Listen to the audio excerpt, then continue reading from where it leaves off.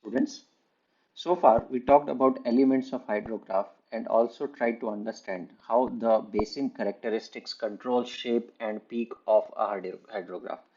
In this lecture, we will learn two important concepts, that is what is a meaning of d-hour hydrograph, and then we will also try to understand the concept of unit hydrograph. So if you recall, whenever we talk about hydrograph, we are always interested to understand the response of a basin to a specific precipitation event, and we typically try to understand that in the context of d hour DRH. That means that if a precipitation event happens for a given number of hours, let us say D, then what is the amount of runoff it is going to generate after removing all losses, and hence the name is direct runoff hydrograph. And we assume that throughout the basin, the intensity of that particular event or the depth of that particular event is uniform. So if we receive 5 centimeter of precipitation over d hour, then we would say that this precipitation resulted in generation of a DRH, which looks something like this, and the name of this hydrograph would be d hour hydrograph because of 5 centimeter of effective rainfall. Here we are using word effective rainfall because this rainfall is total rainfall minus all the losses, and we have already talked about losses in form of abstractions, which include evaporation, evapotranspiration, or losses to the soil, and in form of infiltration. And we have already discussed about phi index, and we will put all these concepts to use in this video. So one more point is that it is generally assumed that when precipitation event is happening, the evaporation rate is going to be low because amount of energy as well as the moisture deficit, which are the two conditions that are must to have evaporation, they are available in limited supply, and hence we assume that whenever precipitation is happening, most of the losses are happening because of the abstractions and primarily because of initial losses and followed by infiltration. Now, if you see here, we are using two qualifiers. One is duration of precipitation and one is depth of precipitation.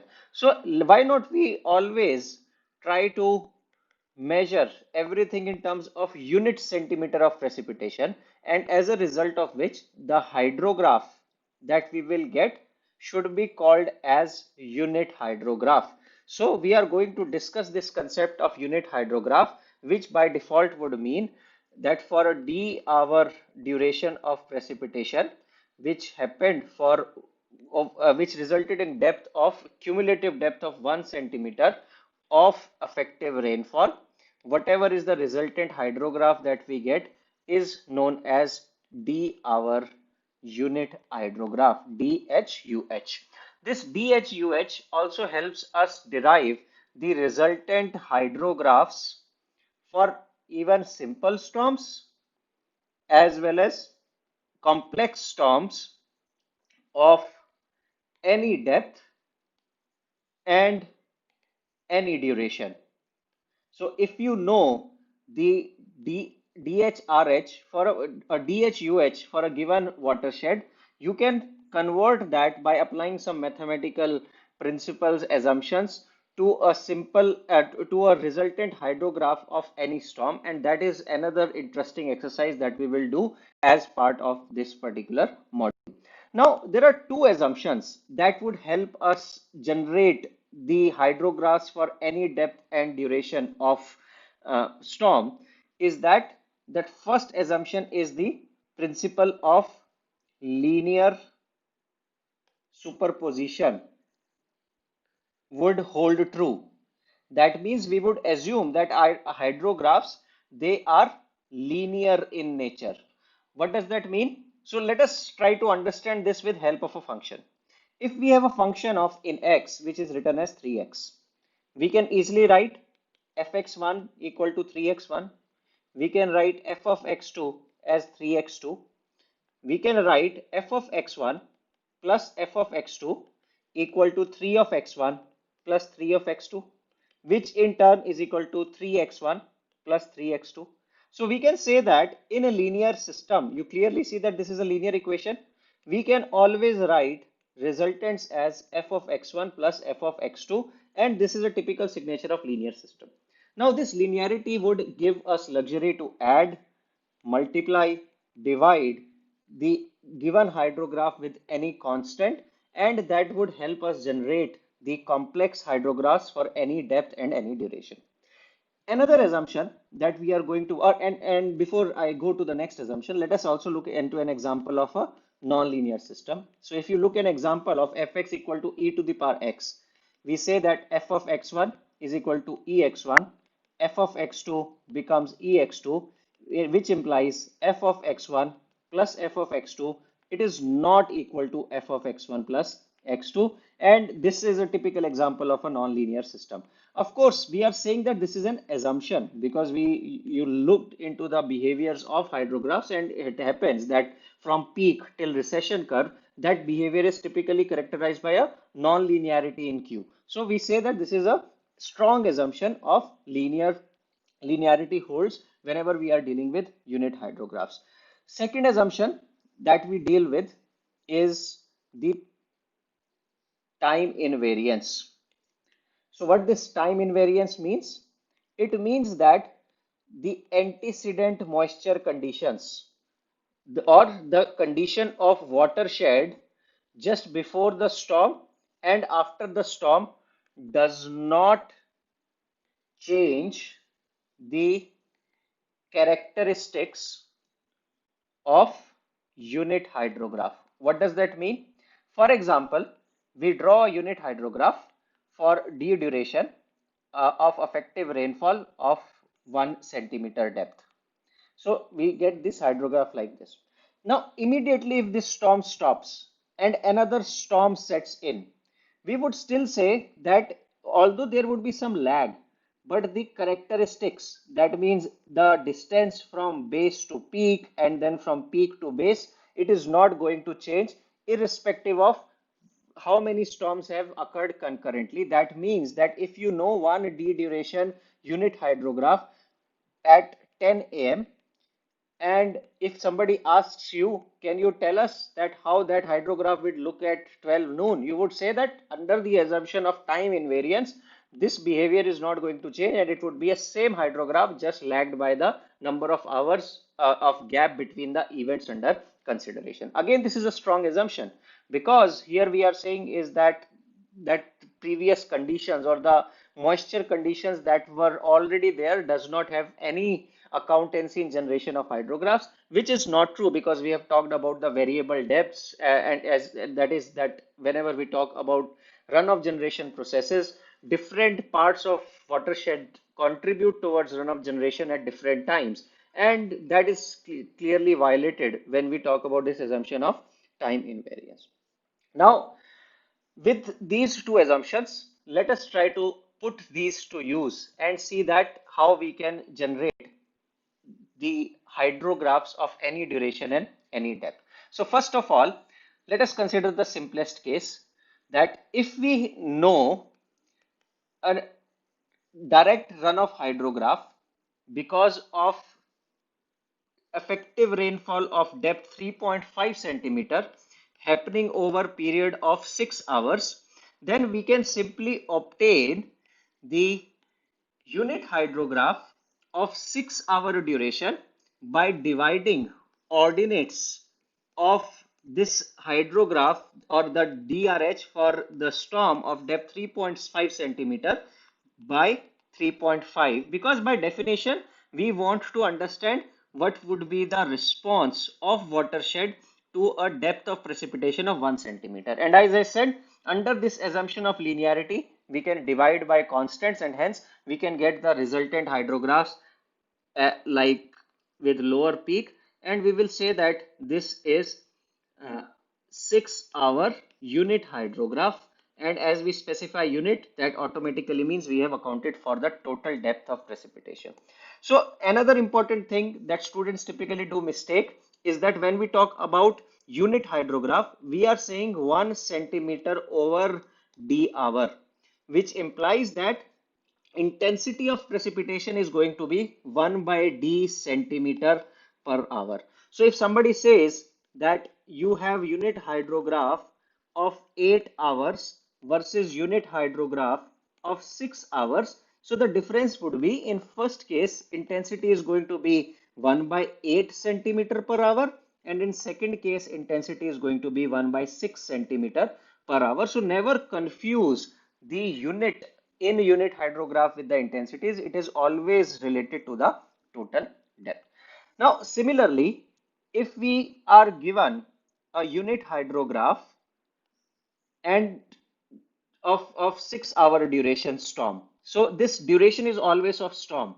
So if somebody asks us that instead of unit precipitation, if total amount of precipitation that happened that contributed towards runoff or effective rainfall is 3.5 centimeter, then we will do exactly opposite and we will multiply the ordinates of this hydrograph by 3.5, and we will say that if this was our 6 hour unit hydrograph, this is our 6 hour 3.5 centimeter direct runoff hydrograph. As simple as that.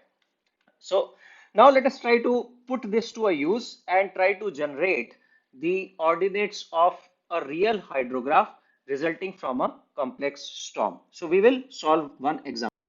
So this is an example that I have taken from our textbook, and it says that the ordinates of 6 hour unit hydrograph of a catchment for a catchment is given below. So we are given various times 0, 3, 6, 9, 12, 15, 18, 24, and you clearly see that after 24 we have directly 30. So there is a missing value of 27, which we can interpolate from 160 to 110, of course, linearly, then 36, 42, 48, and so on.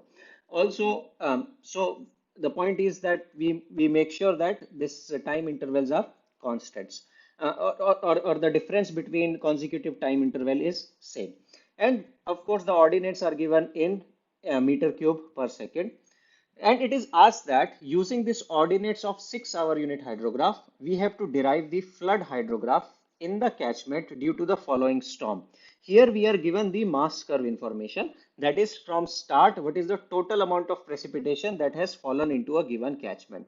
So also we are given that phi index is 0.25 centimeter per hour, and base flow is assumed to be 15 meter cube per second at the beginning, and base flow is also increasing as precipitation is increasing and at some rate, and we know that this rate of increase is 2 meter cube per second every 12 hours till end of the direct runoff hydrograph.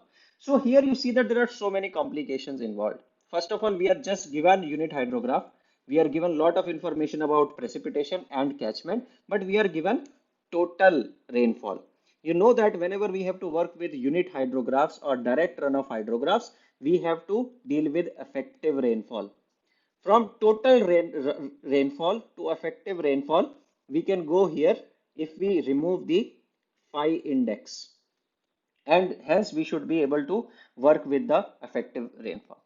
Then what we will do, we have the unit hydrograph coordinates for 6 hour unit hydrograph. We will generate the DRH. From UH, we will go to DRH for same duration, 6 hours. But here what we will have 3 DRHs lagged by 6 hours, because you see that our events are 0 to 6, 6 to 12, and 12 to 18. So if we draw the hydrograph, we will see 3 regions. They are of course not to scale, but you clearly see that this is an example of a complex storm that within 18 hours, 0 to 18 hours, we get 3 different values into this histogram. So first of all, what we will do, we will focus on first part. We will calculate its DRH by multiplying the ordinates of unit hydrograph by the effective rainfall that has taken place in first 6 hours.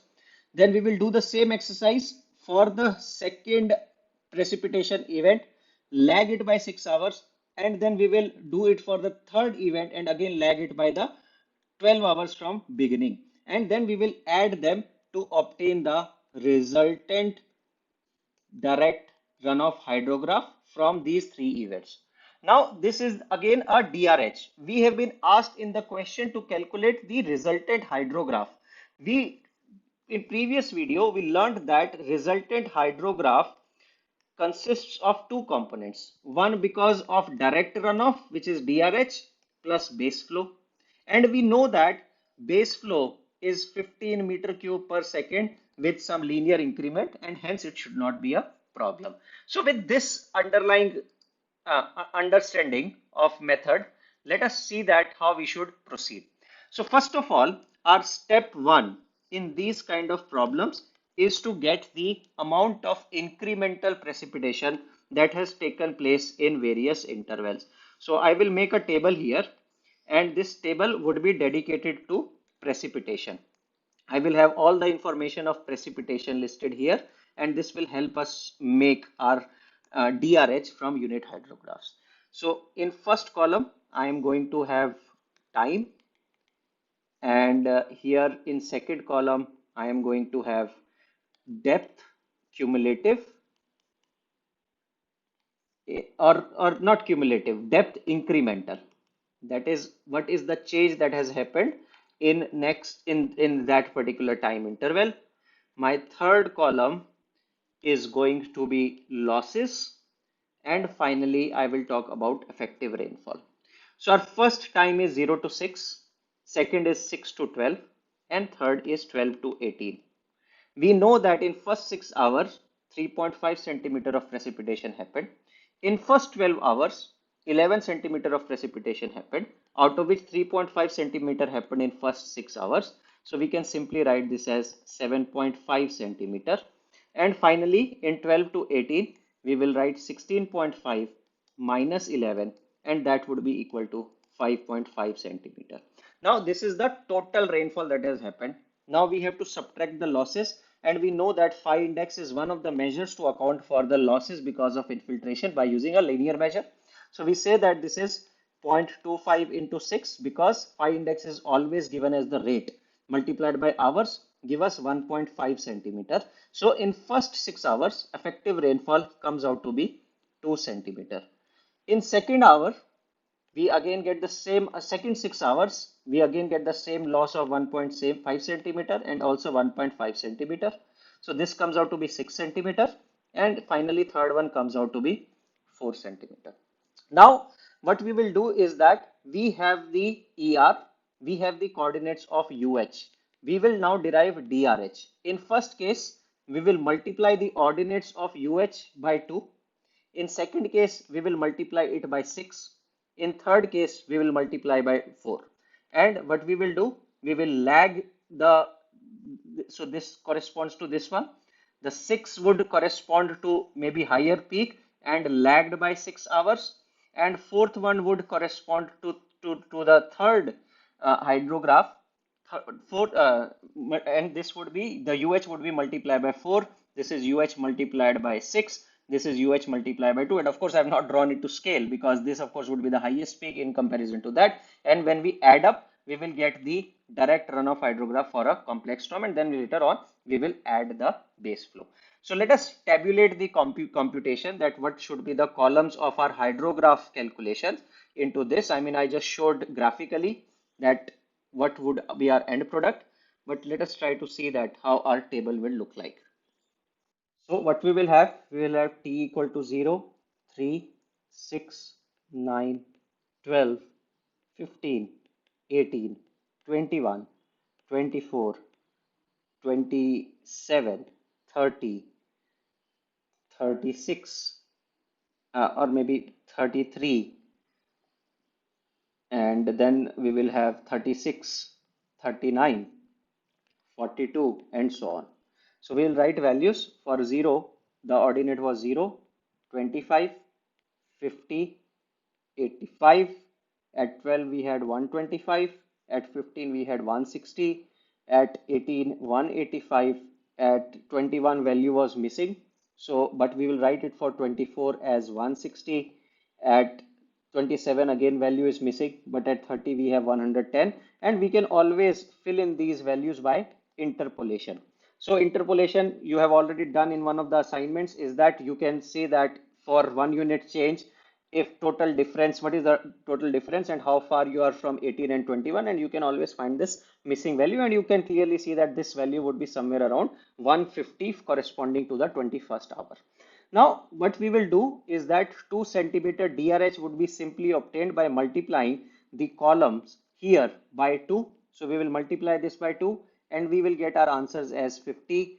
This would be 100. This would be 170. This is going to be 250, 320, 370, and so on. Now, when we come to 6 hours DRH, we have to, of course, multiply this 6-hour unit hydrograph by the value of 6 because here depth of precipitation is 6. But we have to also lag that by 6 hours because this event would happen once this 2 centimeter DRH, which is happening for period of 0 to 6 conclude, then this event will start.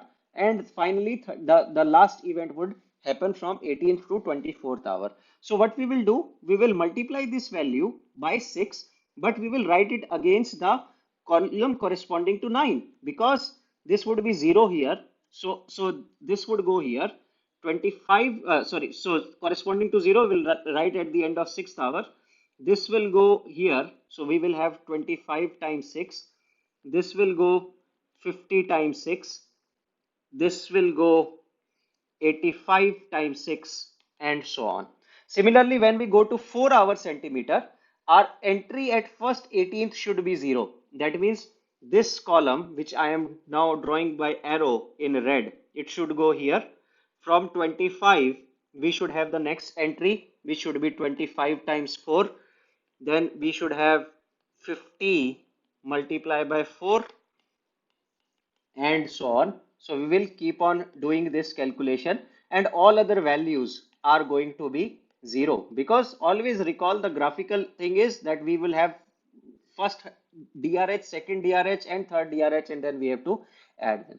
Now finally we will also have a column for base flow because we are interested in total hydrograph in the question. So we have 15, 15, 15 and this will continue until the 15th hour because it is mentioned that after certain amount of precipitation it increases at certain rate. So we will have 17 followed by 19 and so on. Again, all this data is given in the question and you see that it begins at the rate of 2.5 meter cube per second for every 12 hours. That is for first 12 hours remains constant, then increases at the rate of 2 meter cube per second. Now if we have to get the total or resultant hydrograph, we will simply add this plus this plus this plus this. So the first entry point comes out to be 15. Our second entry point comes out to be 50 plus 15 equal to 75. Third data point comes out to be 100 plus 15, 115. And when we go to the fourth one, which is at the 9th hour, we have to account for 170 plus 25 into 6 and the base flow. So in this way, we can apply these two assumptions of time invariance and linear superposition being valid to get the coordinates of the resultant hydrograph. And you will do this question with all the interpolation and mathematics into your assignment, but I hope this concept is clear. In so far, we have learned how to use a unit hydrograph for some engineering application. In next video, we will talk about how unit hydrographs are derived for any duration because here we are given 6-hour UH and all these precipitation were also of 6 hours duration. So if we are given 6-hour unit hydrograph and we want to understand how a 3-hour unit hydrograph would look like, we have to do some different calculations. Similarly, from 6-hour unit hydrograph, we may want to get a 12-hour unit hydrograph. Again, we have to follow some methods, which would be our topic of discussion in next video. Thank you.